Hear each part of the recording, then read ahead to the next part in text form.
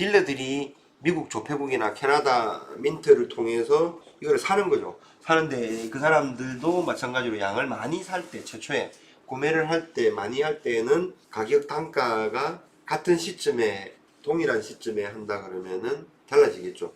근데 금이나 은의 스팟 프라이스가 하락을 했다 그러면은 전날 뭐 엄청나게 많은 양을 사서 할인을 받았다 해도 다음날 되면 헛방이죠. 가격이 떨어져 버리면은 그냥 몇 개만 사더라도 그 가격을 받을 수 있는 구조도 나오거든요. 이 자료를 또 어떤 분이, 좋은 분이 또 정보를 주셨어요. 그래서 이거를 한번 보겠습니다. 자, 은 및 금괴 프리미엄은 어떻게 계산되나요? 하고 여기 자료가 하나 나왔습니다. 실버바하고 골드바하고 그 다음에 은화, 금화, 프리미엄은 어떻게 계산이 되나요? 하고 이렇게 나와 있습니다. 외국 자료인데 이거를 번역해서 이렇게 나오면 이 자료도 굉장히 좋습니다. 이야, 이거 근데 아니 모바일로 할 때는 번역이 돼서 나오더만 이거는 이야, 이 상황에서 당황스럽게 나왔네. 이 JM 불리언에서 자료를 갖다가 제공을 했네요. 실버하고 골드하고 프리미엄이 어떻게 생성되는지 난감하네요. 영어다 영어.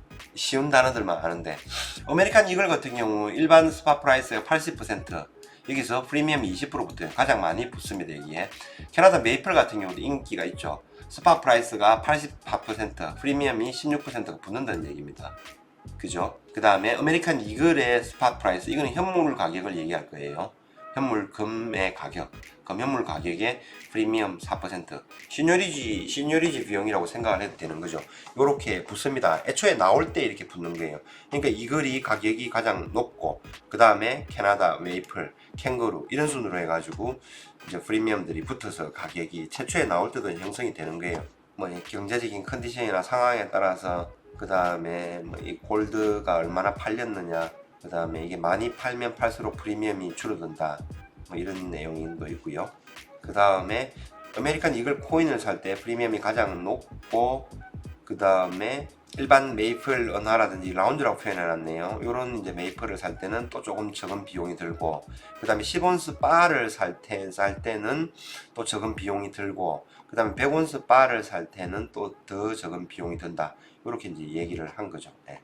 은 및 금괴 프리미엄은 어떻게 계산이 되나요? 금괴 1온스당 지불되는 가격은 금속 현물 가격과 금괴 프리미엄으로 구성됩니다. 몇 가지 일반적인 라운드의 가격 구성은 다음과 같습니다. 실버 이글 현물가 80%, 금괴 프리미엄이 실버 이글이니까 이건 금괴라기보다는 프리미엄이, 은화의 프리미엄이 20% 붙는다, 이렇게 해석을 하면 되고요. 은 캐나다 메이플 현물 가격 84% 기준으로 하고 프리미엄이 16% 붙는다, 이렇게 보시면 됩니다. 골드 이글 가격은 현물 가격이 96%, 금괴 프리미엄, 이글에 대한 프리미엄이 4% 정도 붙는다, 이렇게 되는 거죠. 이러한 금괴 프리미엄은 어떻게 결정이 되나요? 구매자는 어떻게 가능한 가장 낮은 프리미엄을 활용할 수 있습니까? 이렇게 나옵니다. 현물 가격과 금괴 프리미엄의 차이.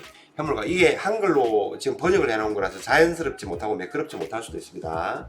글로벌 상품 시장에서 교환되는 온수당 현재 가격입니다. 불리언 프리미엄, 현물 가격에 비해 불리언 제품에 부과되는 추가 가격입니다. 프리미엄 계산은 5가지 주요 요소에 따라서 달라집니다. 이렇게 나와 있습니다. 현재 금괴 시장의 공급 및 수요 요인, 수요 공급에 의해서 첫 번째 변화가 되는 거고, 지역, 국가, 세계 경제 상황에 따라서 달라집니다. 당연하겠죠.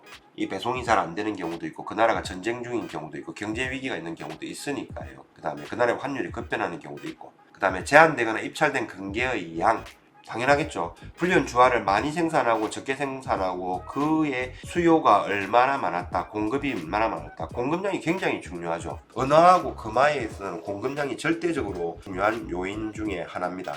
금화의 가격이 택도 없이 비싼 경우들이 있잖아요. 금 1온스 가격은 똑같은데 그 인기가 있는데 발행량이 굉장히 적은 경우, 그때는 프리미엄이 굉장히 많이 붙는 경우가 발생을 합니다. 그 다음 판매되는 금괴 제품의 유형, 그 다음에 금괴 판매자의 목표, 요 정도로 해가지고 불리언이 프리미엄이 붙는 요인들을 이 5가지 요인에 의해서 대략적으로 달라집니다. 이렇게 붙여놓은 거예요. 공급과 수요, 금괴의 총 공급량과 수요량은 금괴 제품 프리미엄에 큰 영향을 미칩니다. 이렇게 나와 있고요. 경제 상황에 따라서 다르고, 판매되는 볼륨, 딜러들이 미국 조폐국이나 캐나다 민트를 통해서 이걸 사는 거죠. 사는데 그 사람들도 마찬가지로 양을 많이 살 때, 최초에 구매를 할 때, 많이 할 때는 가격 단가가 같은 시점에, 동일한 시점에 한다 그러면은 달라지겠죠. 근데 금이나 은의 스팟 프라이스가 하락을 했다 그러면은 전날 뭐 엄청나게 많은 양을 사서 할인을 받았다 해도 다음날 되면 헛방이죠. 가격이 떨어져 버리면은 그냥 몇 개만 사더라도 그 가격을 받을 수 있는 구조도 나오거든요. 그 다음에 판매용 금괴 형태에 따라서 프리미엄 비율이 낮아진다.